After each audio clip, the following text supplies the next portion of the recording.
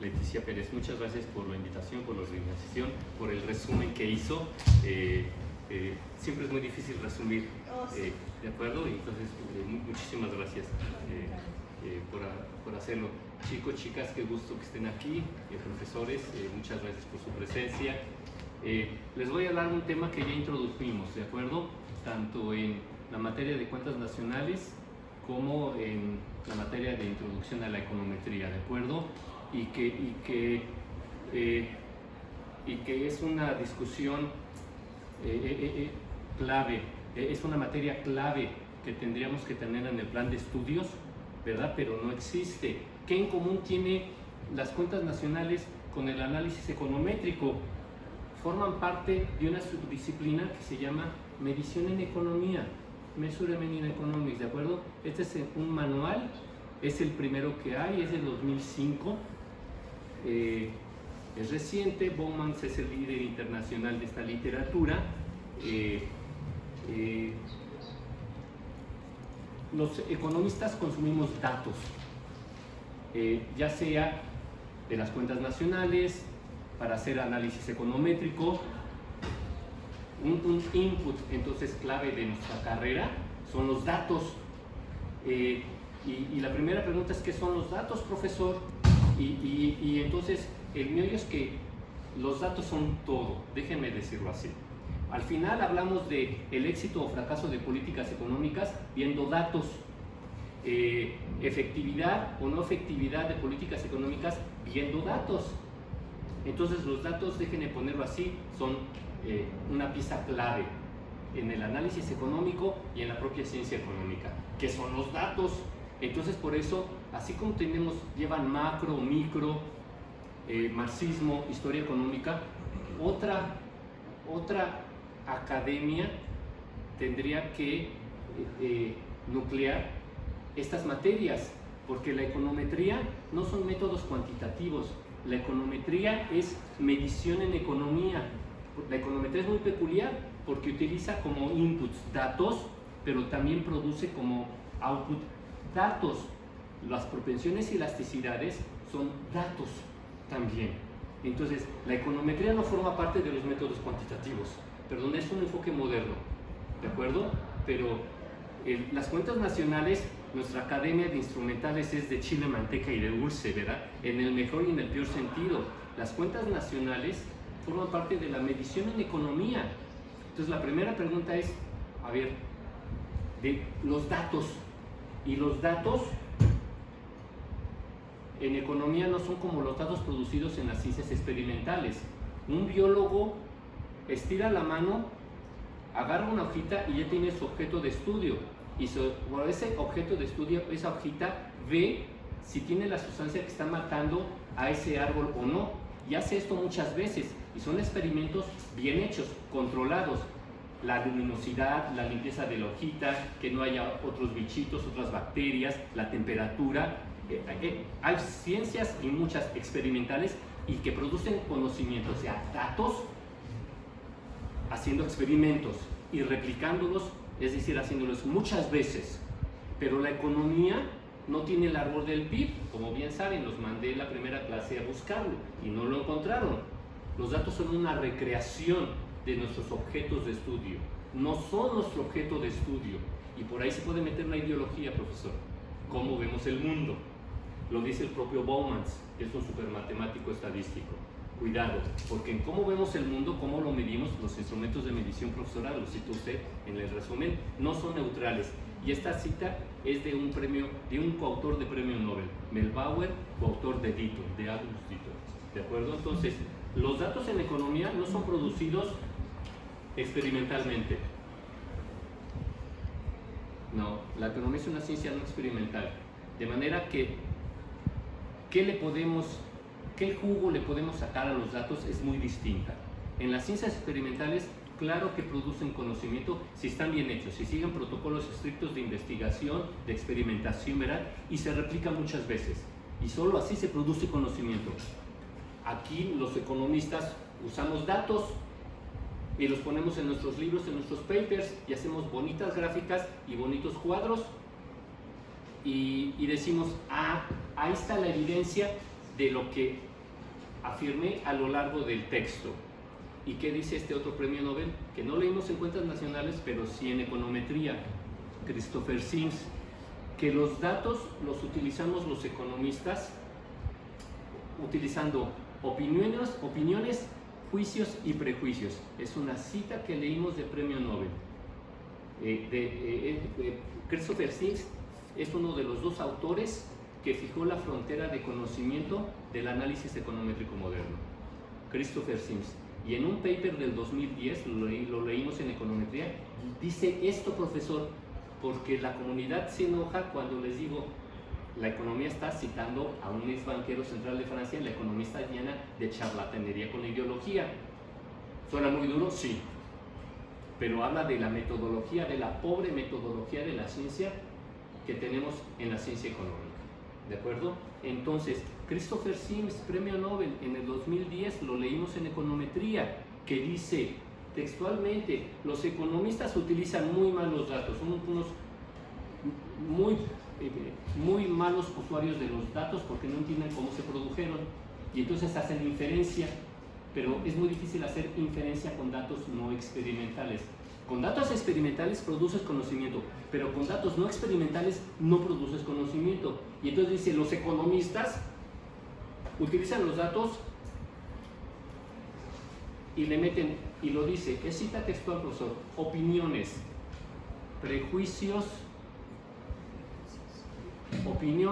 juicios y prejuicios para reach conclusions, alcanzar, elaborar, construir conclusiones. Eso es charlatanería, profesor. Si tú en tu análisis económico ya te echaste tu rollo, pero el problema es que le crees a tu teoría, eres religioso. Economista neoclásico, keynesiano, post-keynesiano, eres religioso, ¿verdad? Y luego pones unos datos y dice, es muy curioso, la primera cita de Christopher Sims es, y los datos los utilizan libremente, así lo dice, y alcanzan distintas conclusiones. Los mismos datos, dice, los mismos datos les sirven para que un neoclásico diga su verdad, un keynesiano diga su verdad, un post-keynesiano diga su verdad. Y luego remata, ¿saben? Pero esos datos ya no son producto de experimento, no se puede hacer inferencia, no producen conocimiento, y entonces, se den cuenta o no, le meten opiniones, juicios y prejuicios para alcanzar conclusiones. Esto es demoledor. Y es premio Nobel 2010 en la segunda revista más importante de Estados Unidos. La número 1, la American Economic Review. La segunda, también publicada por la American Economic Association, es el Journal of Economic Perspectives. Ahí viene ese paper del 2010. Entonces, otra vez, hablando del plan de estudios y de cómo estamos organizados por academias. El análisis econométrico, otras técnicas más sofisticadas, equilibrio general, matriz insumo-producto, todo lo que tiene que ver con datos es medición, porque los datos es una medición. Teóricamente hablamos del nivel de actividad económica, por ejemplo, pero luego lo medimos. Y esa medición se llama, por ejemplo, valor bruto de la producción, una, producto interno bruto, otra. ¿De acuerdo? Son mediciones, o sea, están inspiradas en teoría económica. ¿Por qué medimos esas variables y no otras? Porque la teoría nos lo dice, mide esto. La siguiente es, ¿cómo lo mido? Instrumentos de medición. Y también es una gran discusión sobre la calidad de los instrumentos de medición. Y lo tercero, es que esas mediciones, esos datos, se corresponden con tu teoría económica. Y por eso otro gran econometrista, ayer nos subí a las redes, acaba de publicar Aris Espanosa. Aris Espanosa es el econometrista vivo número 1 en el mundo. Ha venido a México, ha venido a la Facultad de Economía, ¿de acuerdo? Ha inspirado a muchos economistas aquí, algunos han estudiado con él, ¿de acuerdo? Aris Espanosa acaba de publicar un paper que dice cómo los economistas no replicamos, entonces damos por bueno cualquier conocimiento, y no es conocimiento sino es charlatanería. Y dos, dice sobre cómo no podemos creerle a la evidencia. lo dice en inglés, ¿cómo no le podemos creer a la evidencia producida por toda la matemática y estadística que al final utilizamos los economistas para analizar, hacer análisis económico? El econometrista número uno, profesor. Entonces, otra vez, no estoy criticando, evidentemente, he distinguido entre las ciencias y los métodos científicos, porque las ciencias no son neutrales. Tenemos métodos científicos, pero las ciencias no son neutrales, ¿de acuerdo? Ahorita hablo de eso. Entonces, producimos conocimiento, sí, pero este conocimiento sirve, por ejemplo, la tecnología que desarrollan las empresas. Ese conocimiento aplicado tiene el propósito de maximizar la utilidad, minimizar los costos. Me estoy poniendo neoclásico. Es pura y llana eficiencia económica, de manera que ese conocimiento, esa técnica utilizada, esa selección de técnica y ese desarrollo de la técnica responde a esta finalidad. Entonces, como economista ya les bajé la discusión. Las ciencias no son neutrales, y pongo el ejemplo de la técnica, que es clave, ¿de acuerdo? Las ciencias no son neutrales. Oye, eres un loco, ¿estás criticando la matemática? No, estoy criticando el uso que hacemos de la matemática, por favor. No estoy criticando a la estadística, estoy criticando el uso que hacemos de la estadística para hacer econometría y luego decir, mi teoría, aquí está la evidencia y es la buena. Espérate, hay discusiones de principio. Christopher Sims en este paper dice, si no hacemos esta primera discusión sobre cómo producimos los datos y entonces qué tipo de inferencia podemos hacer con esos datos, qué tanto podemos hablar de la economía mexicana teniendo unos datos o de la economía del mundo, si no partimos de esta discusión, vamos a acabar diciendo, cito a Spanos, típicamente un paper de econometría, de matemática aplicada, de estadística aplicada, equilibrio general, insumo producto, para diciendo, y aquí está la evidencia empírica, que este es el valor agregado de mi paper, mostrar esta evidencia empírica utilizando estos métodos cuantitativos e inspirado en esas teorías económicas. Esta es la evidencia empírica y hasta dice reliable, confiable. ¿Y qué nos acaba de decir Spanos? No solamente escaló el capítulo 1 que mencioné del Handbuch de hace unos años, en el que ya critica la inferencia, sino ya se fue hasta la cocina. Dice, no le podemos creer a la inferencia, por lo menos la que hacemos en el análisis econométrico. Entonces, otra vez, pensando en el plan de estudios y cómo tenemos que reorganizarnos,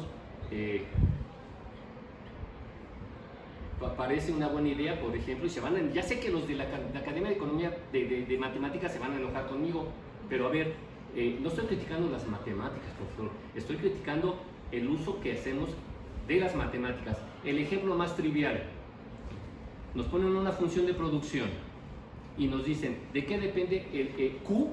¿Cuánto se produce? De K y de L.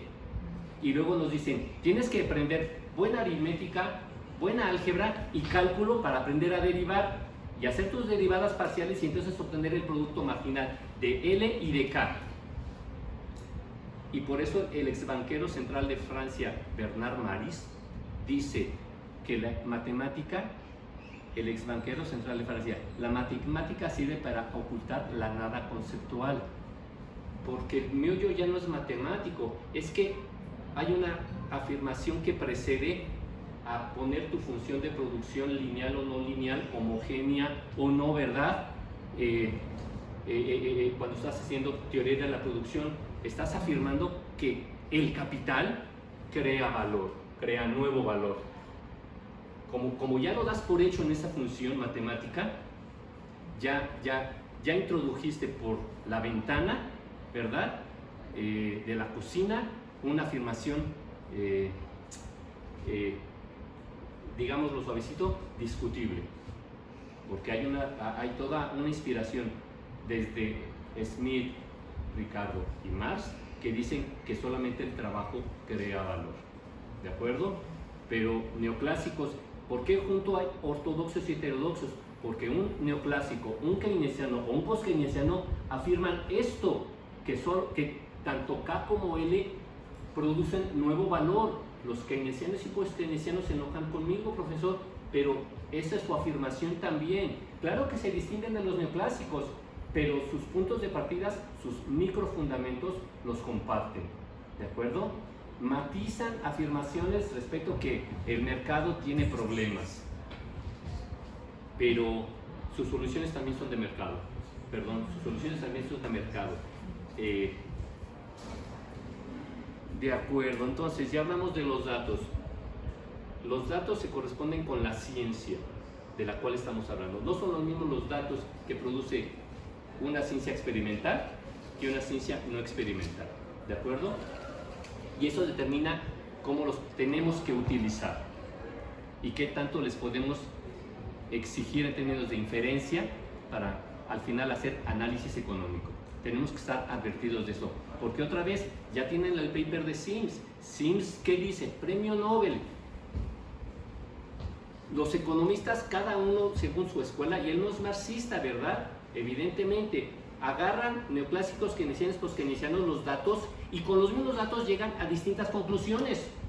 Y él dice, ¿cómo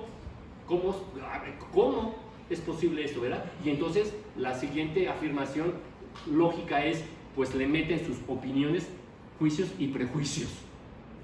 Porque ¿cómo con los mismos datos llegan a conclusiones distintas? ¿De acuerdo? Datos. Vamos a hablar de cuentas nacionales, pero otra vez, los datos de las cuentas nacionales, utilizo mucho este libro, Comprendiendo las Cuentas Nacionales, de Leclerc y Blades, publicado por la OECD, profesor. Y desde el capítulo 1, ya hay segunda edición, nos dicen, las cuentas nacionales son estimaciones estadísticas, o sea, todas tienen gorro. Eso quiere decir que nos tenemos que preguntar entonces sobre la calidad estadística. Cuando hacemos estadística, inferencia estadística, nos tenemos que preguntar sobre la calidad de los teta gorro, de lo que estés midiendo. Ese teta gorro, ¿cómo es respecto al teta verdadero? Es decir, al teta poblacional, ¿verdad? Y la literatura dice que son tres características: exactitud, precisión e invarianza. Exactitud, precisión e invarianza. Esto es estadística pura y dura. ¿Qué es exactitud? Si tu teta gorro es igual a tu teta poblacional, es decir, a tu teta verdadero. Primer resultado, el PIB y el resto de decenas de miles de variables contenidas en un sistema de cuentas nacionales son inexactas al nivel de millones. Es una afirmación de Leclerc y Blades, del capítulo 1. Es muy interesante porque siempre me pasa, doy siempre contabilidad social, profesora. Y entonces, en este semestre, un alumno tomó clases en una materia con una profesora que trabajó en el INEGI. Y le introduce esta discusión que yo le puse y le dijo, tu profesor no sabe de qué está hablando, él no ha trabajado en el INEGI. No es primera vez. Otra ocasión que les dije, para cambiarle la periodicidad a la información trimestral, la regla es, en las cuentas nacionales mexicanas, porque no en todas, es promedia. Porque lo que hace el INEGI es multiplicar por 4 cada medición trimestral, de manera que si anualizas, tienes que promediar. Y alguien en otro semestre me dijo, no, así no me lo enseñaron en otra materia. Y entonces ya pongo la cita en mi librito de la metodología del INEGI. Entonces, falta que le metamos mucho más en serio a esta materia de los datos. Y una de tantas materias son cuentas nacionales, ¿verdad? Insumo producto, pero también, por lo menos, la econometría. Si no la matemática, por lo menos sí el análisis econométrico, porque siempre vamos a utilizar. A ustedes pueden enseñar matemática pura y dura, y lo tienen que hacer, lo tenemos que hacer en la Facultad de Economía. Matemática pura y dura. Estadística 1 y 2, ¿verdad? También estadística pura y dura. Pero ya cuando empezamos a utilizarla, por ejemplo, en el análisis econométrico, a esa estadística y a esa matemática, de hecho existe la estadística matemática, ya es la mezcla, son los fundamentos del análisis econométrico. Sí tenemos que pensar que no pertenece a una academia, sino a nuestra academia, a la de cuentas nacionales, a la que analiza de punto de partida los datos. También MINAE, ¿verdad? Es una discusión interesante, ¿de acuerdo? Porque MINAE también es la única academia que sí tiene como propósito revisar mucho, con más cuidado los datos, exprimirlos, tratar de exprimirlos, pero cuidadosamente. Entonces, cuentas nacionales, Leclerc y Blades. ¿Les doy la página? Claro que sí, les doy la página. Es de la primera edición. Accuracy of National Accounts, exactitud de las cuentas nacionales. Primera edición, página 35. Capítulo 1 nos dice, las cuentas nacionales son estadísticas, o sea, son valores estimados. Y se pregunta sobre la confiabilidad, y el primer criterio de la medición en estadística es la exactitud. Y nos dice, el PIB y el resto de decenas de miles son inexactas, a nivel de millones. Y lo dicen en inglés, están lejos, muy lejos de ser exactas al nivel de millones. Y luego la siguiente pregunta lógica, ¿y de cuántos millones estamos hablando? Y te dicen, es un tema estadístico, no se puede establecer intervalos de confianza, márgenes de error. Y acaban diciendo, ¿y cómo se producen? ¿Cómo se compilan? Se dice estadísticamente, utilizando datos de muchas fuentes que se tienen que ajustar y reajustar según las ecuaciones de equilibrio. Y aquí está la teoría, ¿de acuerdo? Las ecuaciones de equilibrio keynesianas neoclásicas. Es una medición con teoría, no sin teoría. Y dicen, utilizando, often using non-scientific methods. Utilizando frecuentemente métodos no científicos. Nos dicen de qué le libre es, profesora. ¿De acuerdo? ¿Cuál es la calidad del trabajo estadístico de los institutos de estadística de los países miembros de la OECD? No le está hablando al INEGI, no es personal, le está hablando a la BEA, al INSEE francés, al INE español. Utilizan frecuentemente métodos no científicos. ¿Cuáles son los métodos no científicos? Pues le hago como puedo, ¿verdad?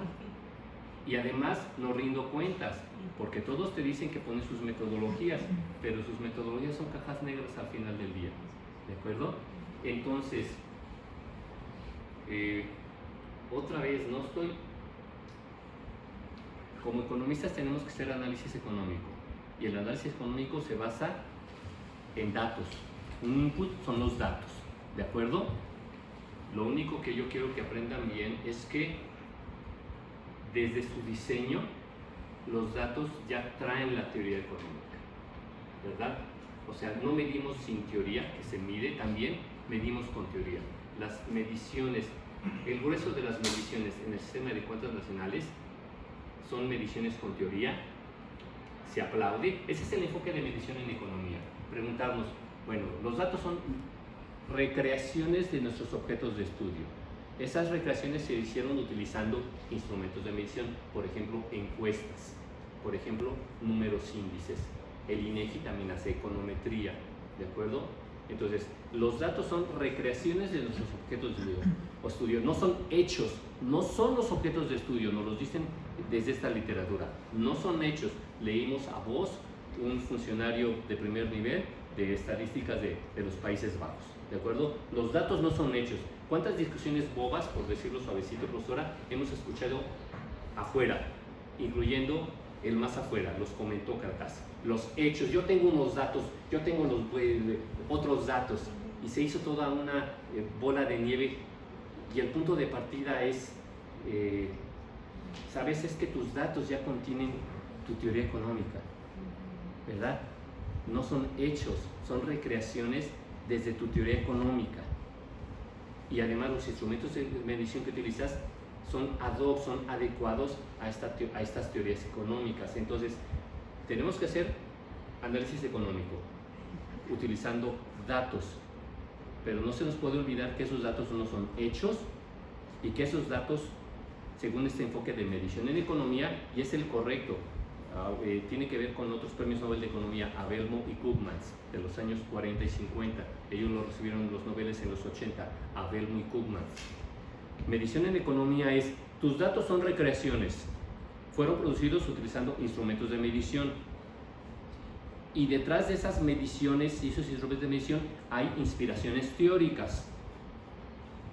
De manera que sí es una broma, ¿verdad? Cuando un neoclásico keynesiano dice: Yahoo, aquí está la evidencia empírica que hace match, se corresponde, confirma mi teoría económica. Es que tus datos genéticamente ya fueron diseñados, ya incorporan tus definiciones teóricas. Esto es, si lo pensamos bien, una obviedad, porque si no es medición sin teoría. Me aproximo a la realidad y mido. Bueno, espérame, pero ¿qué vas a medir? ¿Por qué lo vas a medir? ¿Cómo lo vas a medir? Instrumentos de medición. No. Esto no ocurre desde... Es muy bonito. Aquí citan también a William Petty, que fue el primero que intentó medir lo que hoy llamaríamos sistema de cuentas nacionales, ¿de acuerdo? Principios de 1700. Desde William Petty ya tenemos este ejercicio de medición con teoría, ¿de acuerdo?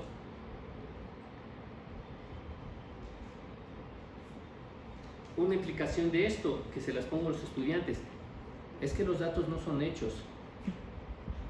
El PIB está... las variables, las decenas de miles de variables contenidas en un sistema de cuentas nacionales están en dos formatos: a pesos, a precios corrientes, precios constantes, en pesos, es decir, en la moneda del país en cuestión, dólares, corrientes o constantes, a precios corrientes, precios constantes, y con números índices. Son los dos formatos, las unidades de medida, ¿de acuerdo? O viene en la moneda del país en cuestión y está a precios corrientes o a precios constantes, o como número índice. Por ejemplo, los índices de producción manufacturera son números índices, ¿de acuerdo? Y en cuentas nacionales, por ejemplo, el INPC, salgo de las cuentas nacionales, el índice nacional de precio al consumidor es un índice a la LASPERS, pero en cuentas nacionales los índices de precios no son a la LASPERS, son a la PACHE. El instrumento de medición es distinto, por tanto el resultado es distinto, ¿de acuerdo? Los índices de cantidades más bien son a la LASPERS. En Estados Unidos y en otros pocos países tienen instrumentos superiores a la Fisher, por ejemplo.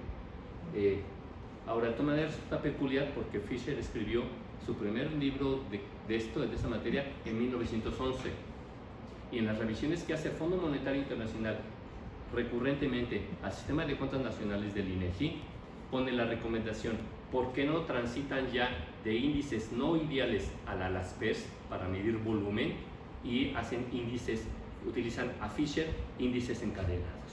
¿De acuerdo? A ver, sí hay un tema de recursos, de especialización, pero es una preguntota. O sea, la literatura está puesta hace más de 100 años, ¿de acuerdo? Y el INEGI no se ha movido un milímetro, ¿de acuerdo? Cuentas nacionales, otra vez, no son hechos los datos, y la primera evidencia que les pongo, profesores, les digo: saquen un billetito, una moneda, y que aquí dice ¿cuánto? 50 pesos. No dice 50 pesos a precios corrientes o precios constantes, no dice eso. De manera que, otra vez, son una recreación. No tienen la misma unidad de medida. No tienen la misma unidad de medida, ¿de acuerdo? Ya les hablé de cuentas nacionales, ¿verdad? Y citando al propio manual de las cuentas nacionales, el propio Handbook of National Accounts, que está hecho por el Departamento de Estadística de las Naciones Unidas, vamos en la versión, Roberto, 5, 6, algo así, ¿no? Hicimos cuenta. La primera es del 47, la revisamos, la actual es la del 2008, publicada en el 2009, el Handbook of National Accounts. Y citando extractos, nos queda claro que es bruto y que es neto, y como la recomendación del propio manual es que se reporten las estadísticas en términos netos, no brutos, porque bruto, el intento es medir el valor agregado, es decir, el valor creado en cada T. La depreciación, el consumo de capital, la parte bruta, no corresponde al nuevo valor creado, es la depreciación, el consumo del acervo de capital en el acto de la producción. Entonces, las cifras tendrían que reportarse, y estamos citando el propio Handbook, en términos netos y no brutos. Y esto nada más tiene que ver con el PIB, no. Producto Interno Bruto, formación bruta de capital fijo, valor bruto de la producción, excedente bruto de operación. Todas las cuentas clave del sistema de cuentas nacionales están contaminadas por este hecho. No se reporta términos brutos y netos, ¿de acuerdo? Aunque el handbook de National Accounts diga que se tienen que reportar en términos netos. Lo siguiente ya es economía política, profesora. ¿Y por qué no lo hacen? ¿Por qué no lo hacen? ¿Por qué no se sigue la recomendación del manual? La primera es porque así se infla el PIB, la producción, ¿de acuerdo? Porque esto depende del país del que estamos hablando y de hecho cambia cada trimestre. ¿Cuánto es la parte bruta? Pues tiene que ver con el consumo del capital, pero históricamente en México la parte bruta va de casi 10 puntos del PIB a casi 20. Entonces estamos inflando México y el resto del mundo, el PIB y el PIB per cápita entre 10, 15, 20%. ¿De acuerdo? Si uno hace la operación, yo lo he hecho simplemente para divertirme en las clases, cambia el ranqueo. El Banco Mundial nos ranquea según el tamaño de la economía y según el PIB per cápita. Pero si en lugar de bruto lo ponemos en netos, el ordenamiento cambia, ¿de acuerdo? A veces estamos por encima de Corea del Sur, pero si cambiamos la cuenta, nos ponemos por debajo de Corea del Sur o de España, por ejemplo, ¿de acuerdo? Si hay economía política, pero la discusión de fondo, el capital crea nuevo valor, o sea, ese es el meollo. ¿Por qué lo ponen en términos brutos? Es la cortina de humo, ¿verdad? Porque entonces ya no te queda claro si transfirió su valor, la parte de depreciación, o creó valor. Me echo para atrás. La medición que tenemos, la aproximación que tenemos para medir cuánto se produce en una economía no es el Producto Interno Bruto, sino es el valor bruto de la producción, ¿de acuerdo? El PIB es un subconjunto del valor bruto de la producción. ¿Qué hay en medio del valor bruto de la producción y el PIB? El consumo intermedio, ¿verdad? Todo lo que se requiere para producir, que no es K y L. Dicho como neoclásico, o sea, como en las cuentas nacionales, es la función CLEMS. La encuentran en el INEGI. Es la función de producción, no KL, la reducida, sino CLEMS, que es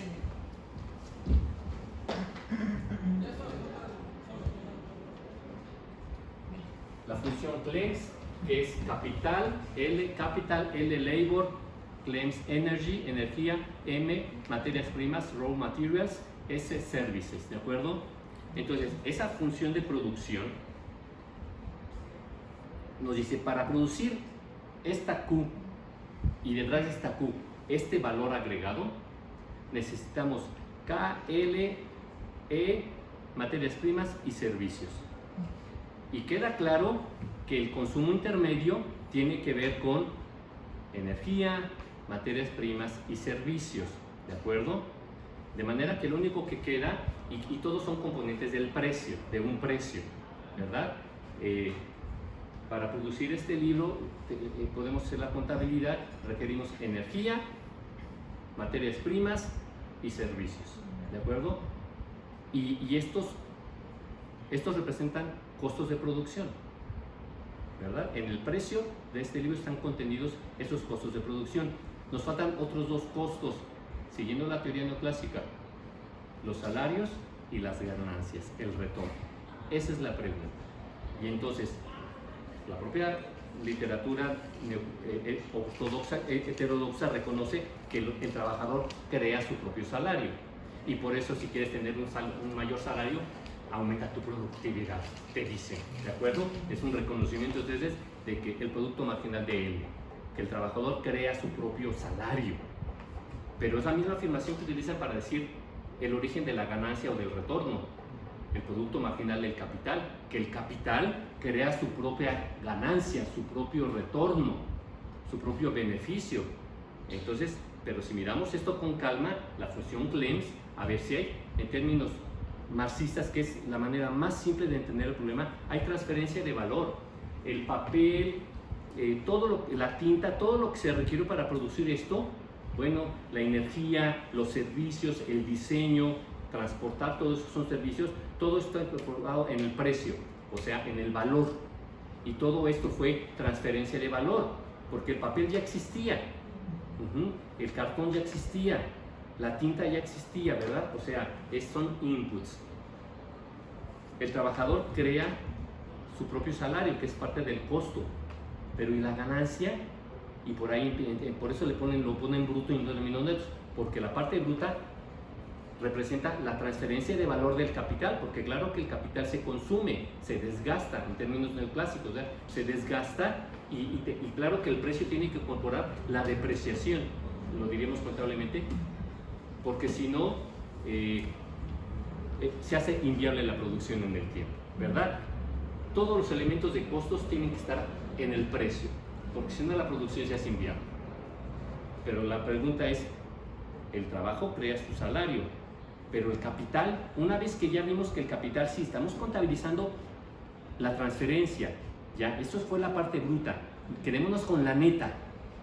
La neta es la afirmación, la parte neta, net, es la afirmación de que el capital crea su propio valor, su propia ganancia, su retorno, ¿verdad? Ya descontamos, ya quitamos esa cortina de humo que es la parte bruta. Estamos reconociendo que un pedacito de esa máquina se desgastó y que ese pedacito de máquina, contablemente, claro que forma parte del precio. Claro que sí, como la energía, las materias primas o los servicios para producir este libro y el precio de este libro. Pero ya que dejamos esa parte bruta de transferencia, nos quedan nítidamente salarios y ganancias. Y la afirmación de unos, ortodoxos y heterodoxos, es que el capital crea su ganancia. Y el marxismo, ¿verdad? Y siguiendo a Smith y a Ricardo, dicen que no, que solamente el trabajo vivo crea nuevo valor, ¿de acuerdo? Por lo menos que nos quede clara la discusión, la controversia, si quieren. Otra vez, somos usuarios de datos, pero tenemos que tener claro cómo producimos datos, ¿verdad? Y por tanto, cómo los debemos consumir. 1, 2, el enfoque de medición. El grueso de las mediciones son mediciones con teoría, no son hechos, son recreaciones que fueron producidas utilizando instrumentos de medición que no son neutros tampoco, que se corresponden esos instrumentos de medición con las teorías económicas, de manera que genéticamente esos datos que no son hechos, son recreaciones, ¿verdad? Ya contienen genéticamente las definiciones teóricas. Y si alguien les dice que no, entonces mediste sin teoría. ¿Qué estás midiendo entonces? ¿De dónde surge la definición contable de PIB o de excedente bruto de operación? ¿De dónde? ¿Es una idea desde los institutos de estadística? ¿La definición de PIB? No. La definición de PIB y el resto de decenas de miles de variables están inspiradas en teorías económicas. Si alguien les dice que no, a ver, entonces se trata de medición sin teoría. O sea que los institutos de estadística ya hacen teoría económica, ya proponen definiciones a su real entender. No. ¿Quiénes hicieron? Con otras palabras, ¿quiénes construyeron lo que hoy llamamos sistema de cuentas nacionales? Grandes economistas que recibieron el Nobel. Por ejemplo, Richard Stone. Les he recomendado su lecture, su conferencia que dio al recibir el premio Nobel, allá por los 80. Sir Richard Stone, es de los creadores, Simon Kuznets, otro, ¿verdad? Pero el emblemático es Richard Stone, ¿de acuerdo? Eran economistas, ¿de acuerdo? Eran teóricos de la economía. Y claro que con toda su carga neoclásica keynesiana, dijeron, tenemos que medir esto y estas van a ser sus definiciones y hay que levantar encuestas y luego traducir esa información en nuestro propio sistema de cuentas nacionales, en nuestras ecuaciones igualdades, ¿verdad? Y vamos a producir otra vez el primer Handbook of National Accounts es de 1947. Ya sé que esto es confuso porque hay mediciones, por ejemplo, las estadísticas históricas de Estados Unidos nos dan información de su PIB desde mediados de 1800, ¿de acuerdo? Hay muchos intentos también, por ejemplo, en los países nórdicos, en Inglaterra, William Petty desde 1700, pero lo que hoy llamamos cuentas nacionales es un producto muy reciente. Su primer manual es de 1947. Lo otro sí fueron los antecedentes, ¿cómo se dice si fuera serie de televisiva? La precuela. Todo eso son las precuelas de este producto que hoy se llama Sistema de Cuentas Nacionales. ¿De acuerdo? ¿Qué más? ¿Vamos bien? ¿Quieren comentar algo? ¿Que profundice en algo? Yo sí, ¿los servicios generan algún tipo de valor? Por ejemplo, estamos viendo desde la economía clásica que pues se defiende mucho el trabajo, pues, digamos, como generador de valor, ¿no? Tenemos a Smith, tenemos a Ricardo, a Marx, que defienden esa postura. Después se introduce la variable del capital como generador del valor.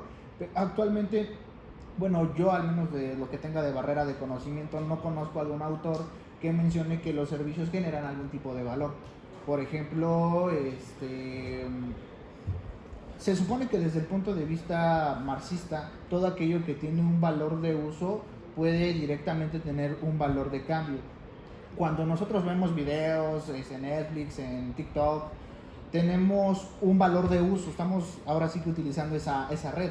Por lo tanto, desde el punto de vista marxista, eso tendría que tener un valor un valor de cambio, tiene que tener un valor de cambio, exactamente es a lo que voy.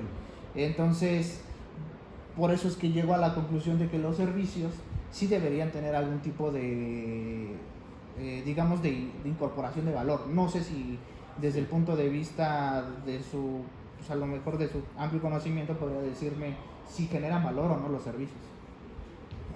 Fíjate, profesora Leticia, que imparto unas tantas materias, pero por ejemplo mi concurso de exposición lo gané por esta materia, cuentas nacionales, y también doy por ejemplo econometrías y algunas otras materias he dado, y una dificultad con la que me enfrento, porque esta materia de cuentas nacionales, a ver, es un solo semestre. En un solo semestre, si tomamos por bueno este libro de texto, tiene 400 páginas. En un semestre, pues está complicado, ¿verdad? Pero se ve como algo menor, porque somos malos consumidores. El grueso de los profesionistas economistas ve a los datos y los consume. No ve necesidad, y esa es parte de las críticas que hace a la literatura moderna. Nos volvimos consumidores de datos y al hacerlo depositamos nuestra confianza en los institutos de estadística. Y por eso ahora en el capítulo estoy diciendo, son inexactas al nivel de millones y son hechas utilizando métodos no científicos. Peor advertencia, o mejor, no nos pueden dar, ¿de acuerdo? A ver, hay una dificultad porque las cuentas nacionales, para que yo pueda hablar, a mí me enseñaron de manera muy aburrida cuentas nacionales. Me ponían ecuaciones y ecuaciones y me decían súmale, resta y siempre produce la igualdad, la ecuación, ¿de acuerdo? O sea, no se revisaba el contenido teórico detrás. Por eso es el enfoque de medición. A ver, para poder yo hablar del PIB, que es una sumatoria de valores agregados, bueno, tengo que decirles, esa medición del PIB como sumatoria de valores agregados está inspirada en una definición teórica del nivel de producto. Entonces, este enfoque de medición, que es el correcto, nos obliga a los profesores a no enseñar esta materia como contabilidad. No se trata de sumar, restar. Ese fue el enfoque y dominante en la facultad. Sigue siendo un enfoque de contabilidad. No, ellos lo primero que nos dicen que las estadísticas, lo vuelvo a leer. ¿Cuál es el enfoque para enseñar este sistema de cuentas nacionales? Enfatizar la parte de sistema de cuentas nacionales. ¿Y qué nos dicen esos autores? ¿Se acuerdan qué página les dije? Ahí voy. Ya la encontré. La 35. Accuracy of National Accounts. Dice, las cuentas nacionales deben llamarse más apropiadamente estadísticas de las cuentas nacionales. De manera que el sustantivo no son cuentas nacionales económicas, les quieren poner aquí económicas, no. El sustantivo que ellos enfatizan es, las cuentas nacionales deben llamarse más apropiadamente estadísticas de las cuentas nacionales, para que los usuarios nosotros no creamos que son tan confiables, y confiabilidad es estadística, que tan reliable, son como las cuentas de un negocio, porque en efecto, las cuentas de un negocio no puede sobrar y faltar un peso, ¿verdad? Y hay reglas contables que utilizamos aquí, doble entrada, cuádruple entrada, por ejemplo. Pero las cuentas nacionales son economía y estadística, y eso es lo que debemos enfatizar en nuestras materias, no la parte contable. Le suma y le resta y multiplica y divide. Ese ejercicio es inocuo. Dígame, profesor, por favor. Sobre lo que acaba de decir, que no es nomás suma y resta, sino que sepan de dónde proviene los datos. Sí. O sea, en ese sentido sirve la contabilidad. Sí. De dónde proviene la información, y esa información crea datos, y cómo vamos a utilizar esos datos. Sí, profesor. Porque en cualquier momento se vuelven históricos comparados con los reales. De acuerdo. ¿Y hacia dónde los estamos proyectando? Sí, profesor. Sí, de acuerdo, es el enfoque de medición. O sea, entonces es un reto nuestra materia, porque la ven como de relleno, ¿verdad? Y otra vez, forma parte una mejor clasificación, mapeo de la economía, reconoce que hay macro, ortodoxa, heterodoxa, micro, ortodoxa, heterodoxa, métodos cuantitativos, historia económica y medición en economía. ¿De acuerdo? Es una branch, dicen en inglés, es una parte, es como si estudiáramos medicina, tenemos que estudiar anatomía, fisiología, metabolismo, qué sé yo. Entonces es medición en economía y los datos con este enfoque. Y es una dificultad porque en un semestre tienes que hablar de cuentas nacionales, pero bien, ¿verdad? Lo que implica rastrear las inspiraciones teóricas, hablar de los instrumentos de medición y luego de unas tantas variables, ¿verdad? Y su calidad de medición, para que entendamos de dónde vienen y cómo tenemos que utilizarlas, ¿verdad, profesor?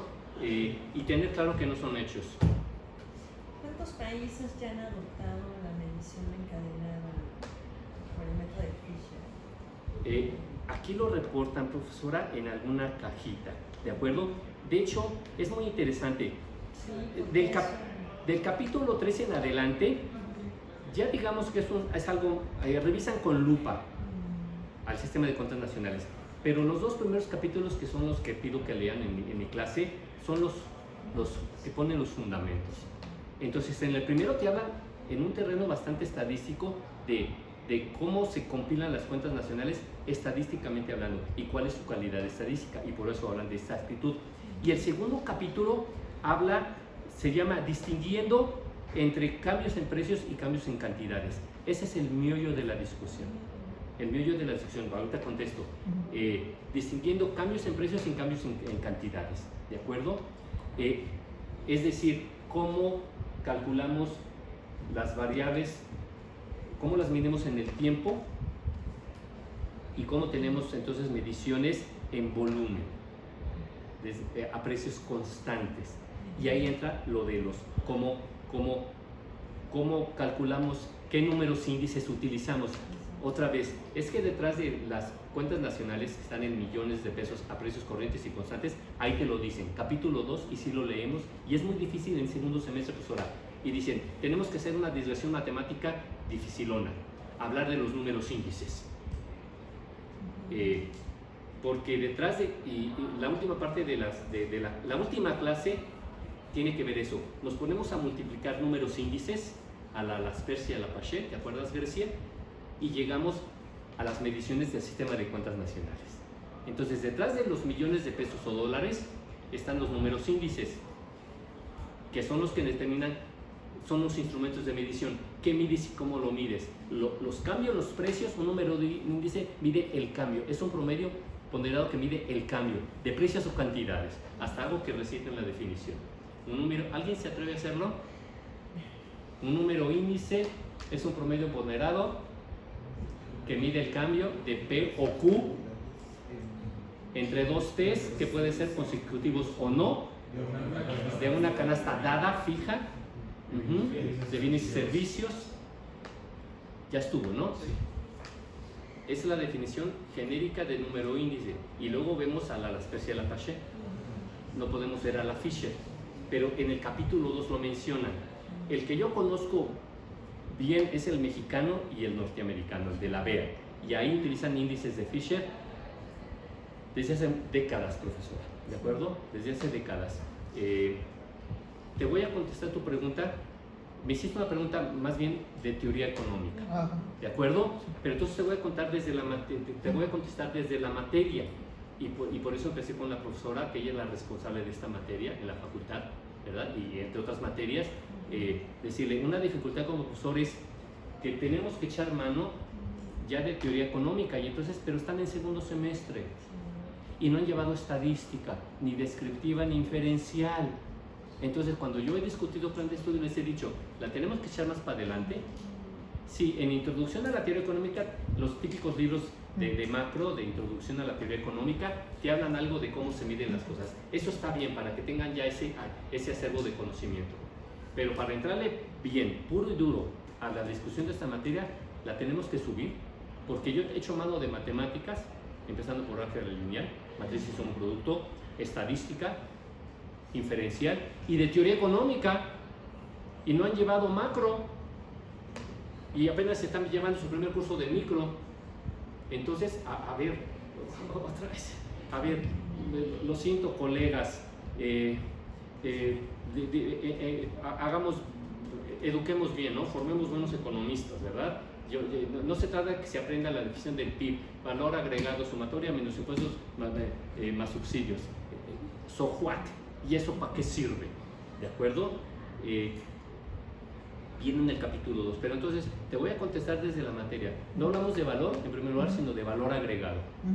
Y claro que las 900 actividades, el PIB mexicano vía enfoque producción es la sumatoria del valor agregado bruto desde I igual a 1 hasta más o menos 900 actividades económicas, según el clasificador, el CECIAN, ¿de acuerdo? Convenido con Estados Unidos y Canadá desde el Telecán desde el 94-95, ¿de acuerdo?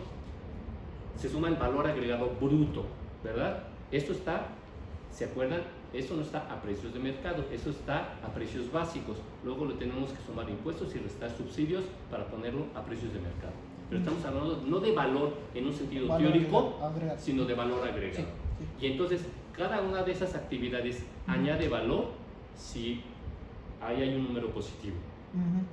En el peor de los casos hay un 0 y no hay valores negativos. ¿Por qué? Porque los valores agregados son valores contables, se obtienen multiplicando P y Q, y aquí meto el microfundamento, porque son valores contables. ¿De dónde sale? Pues que es multiplicar P y Q, y por eso todo eso es sumable, porque no puedo sumar Qs, aunque estén, les pongo el ejemplo, no puedo sumar la producción de litros de tequila blanco con litros de tequila añejo, aunque están en litros no lo puedo sumar, y tampoco los precios absolutos, porque están en pesos por litro de tequila blanco, pesos por litro añejo. No es la misma unidad de medida. Enfatizo mucho el análisis dimensional, que es sumable y que no es sumable. Pero los valores contables, P por Q, y les recuerdo su microfundamento, y descubro que sus primeros cursos introductorios les dieron muy poca información, ¿verdad? Si no, desmiéntanme, ¿verdad? Entonces, valor contable es un valor agregado, ¿sí? Y esto es una sumatoria, ¿de acuerdo? Y voy a seguir contestando tu pregunta, pero en términos desde el ejercicio de medición. No voy a entrar a la parte de la discusión teórica que es de fondo. No, es que me refería también, bueno, creo que me... No, lo dijiste bien. Yo estoy evadiendo contestar tu pregunta, entiéndeme bien. Yo estoy evadiendo contestar tu pregunta. Tu pregunta es una pregunta teórica de fondo, ¿verdad? Si el sector, si los servicios producen o no nuevo valor. Valor agregado. Es que quería saber, perdón, por eso me equivoco en la... siempre va a haber valor agregado. Sí, porque, porque siempre hay el mercado de servicios. Esta es una clásica. ¿Cómo vemos todo? Como mercado, Ajá. con un precio y una cantidad, ¿verdad? De equilibrio, ¿sale? Y esta es la inspiración teórica, porque aquí medimos valor agregado. En una clase de micro nunca les habían hablado de valor contable o valor agregado, pero no es otra cosa multiplicar el precio por la cantidad de ese mercado IESIM, ¿verdad? Entonces, sí, las economías desde hace décadas son sobre todo economías de servicios, ¿verdad? Sí. La mexicana y el resto, ¿verdad? Ya no se diga las otras, pero desde hace décadas el sector de servicio crece, crece y crece, ¿de acuerdo? Sí. Y claro que hay valor agregado ahí, definido por cómo lo obtiene el INEGI, preguntándole por tu valor agregado a las unidades económicas, ¿de acuerdo? Y luego no les pregunta sus precios, sino imputa precios, ¿de acuerdo? Aquí empieza ya un poco el desorden. Pero entonces, ¿cómo se obtienen precios y cantidades en términos teóricos? La discusión es, ¿qué le pasa a Q? Sí. Porque si estamos midiendo el valor agregado de la industria automotriz, sumamos millones de autos producidos, millones de unidades o de computadoras. Pero en el sector servicios, por eso dice Svigriliches, es un reto formidable. Todo es un reto formidable, pero en servicios, de hecho la afirmación de Svigriliches, un economista muy famoso, dice, es el sector inmedible. ¿Por qué se atreve a decir eso Svigriliches? Porque tenemos los precios, de alguna manera nos hacemos de unos precios, directos o indirectos, ¿verdad? Imputamos. Pero las cantidades, otra vez, yo puedo tener un conteo de millones de computadoras producidas y vendidas, millones de autos producidos y vendidos, pero hablando de servicios, ¿cómo tengo que poner etiquetas? ¿De acuerdo? Q está definida por sus características y para eso leímos el Manual de Cuentas Nacionales de la Unión Europea, ¿de acuerdo? Q está definido por sus características físicas y no físicas.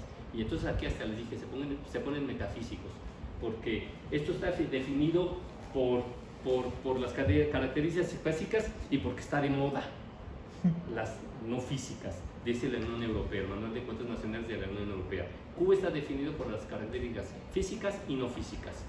Y el punto es que para evaluar qué pasa con la producción, qué pasa con Q, se produjeron más Qs o menos, tengo que ver sus características. Antes de contestarte, el ejemplo que ponen en el capítulo 2, la caja 1, la box 1, es el caso de las computadoras. Porque, a ver, yo cuento computadoras en el tiempo, pero ¿qué pasa si una computadora de hoy, o los millones de computadoras, pongo el ejemplo más simple, son el doble de potentes que las de ayer? No las cuento, entonces, si se produjeron 2 millones y 2 millones, pareciera que no hubo cambio en volumen, pero eso es una mala contabilidad, porque no analizó los cambios en la calidad. ¿Qué le pasó a Q? De manera que estos 2 millones, si en efecto son el doble de potentes, que esos 2 millones tendrían que valorarse, contarse como 4 millones. Esto es sorprendente inicialmente, pero así te lo explican y así se debe hacer. Claro que los institutos de estadística ajustan muy poco por calidad, se dice, pero es desde el capítulo 2. ¿Cómo valorar qué le pasa a Q en el tiempo? Tenemos que ver sus características. Y si tienen los institutos de estadística problemas para accesar información, mucho más en términos de ¿y qué le pasó a Q? ¿De acuerdo? Entonces subestiman los cambios en Q, subestiman el crecimiento económico en general. Pero entonces, otra vez, en términos de los no servicios, sí podemos entender, teóricamente hablando, potencialmente hablando, qué le pasó a Q en el tiempo. Se produjeron más computadoras y cambió la calidad, más autos, cambió la calidad, y podemos hacer mucho mejor las cosas para tener mejores mediciones. Pero en términos de los servicios, la cosa todavía está mucho más complicada, porque los servicios son, dice Svigriliches, exageró, únicos. O sea, vas a un dentista y no es lo mismo que te tape un diente, que te saque una muela, que te haga toda una endodoncia. Es distinta Q, pero es el dentista. ¿verdad? O un servicio educativo o un servicio financiero. No es lo mismo para que vas al banco a cambiar unos billetes, a hacer un pago de servicio, a solicitar una tarjeta de crédito. Son distintos productos, pero los institutos de estadística, ¿qué hacen? Agregan todo eso, ¿verdad? Agregan, y entonces mezclan distintos servicios. Y esto crea entonces que su Q sea de simple, de hecho. ¿De acuerdo? Es un tema de tu tesis, Grecia. A ver, servicios financieros y ¿qué es Q? Svigrich fue famosísimo. Ahí voy, me quedan 5 minutos. Sí, sí. En Estados Unidos, ¿por qué tiene el sistema estadístico más robusto en el mundo? A ver, allá en primer lugar son 7 agencias. La BEA, el BLS, el Departamento de Comercio, el Census Bureau, son 7 agencias. Aquí el INEGI típicamente, o el INE español, o el INSEE francés. O sea, le han metido mucho más ganitas. Pero además hay mucho mejor diálogo, aún rasposo, con la academia. Allá ha habido 2 comisiones. El Parlamento gringo, la Cámara de Baja, ha llamado a 2 comisiones, es decir, ha invitado a expertos a que hablen en la tribuna, revisando el sistema estadístico y diciendo, pueden hacer esto, esto y esto para que sea mejor su trabajo. De ahí viene lo que usted leyó, profesora, esta recomendación es una tautología, citó en el resumen, profesora. Esa frase es de Kenneth Arrow. Hay premios Nobel de Economía. El más famoso de los premios Nobel de Economía, o sea, el economista más famoso es Kenneth Arrow. Yo les hablo de Granger, de Christopher Sims, de Abel o de Dumas. El premio Nobel más famoso de Economía es Kenneth Arrow. Él hizo un hearing en el 58, ¿verdad? Y desde entonces dijo, eso es una tautología. Está hablando de medición sin teoría. Que me digas que el sistema estadístico mide las cuentas nacionales es una tautología. No me estás diciendo nada. ¿Qué estás midiendo? ¿Cómo lo estás midiendo? ¿Por qué lo estás midiendo? Los obligaba a pensar en sus fundamentos, micros y macros, ¿de acuerdo? Kenneth Arrow. Entonces, ¿por qué es tan robusto el sistema estadístico americano? Porque han tenido diálogo. Han tenido 2 comisiones, la Stigler de los años 50 y con la Boskin durante la era Clinton, en los 90. El único economista que formó parte, también vivió mucho, de estas 2 comisiones es Svigrich. Era lituano, según me recuerdo, llegó a Estados Unidos después de la Segunda Guerra Mundial. Es el único economista que participó en las 2. O sea, Svigrich es un tío muy interesante y es el que tiene esta afirmación. El sector servicios es inmedible, ¿de acuerdo? Nada más para asustarnos, ¿de acuerdo? Creo que tengo que cerrar y ahorita seguimos platicando. Profesora, muchísimas gracias por esta oportunidad. Muchas gracias.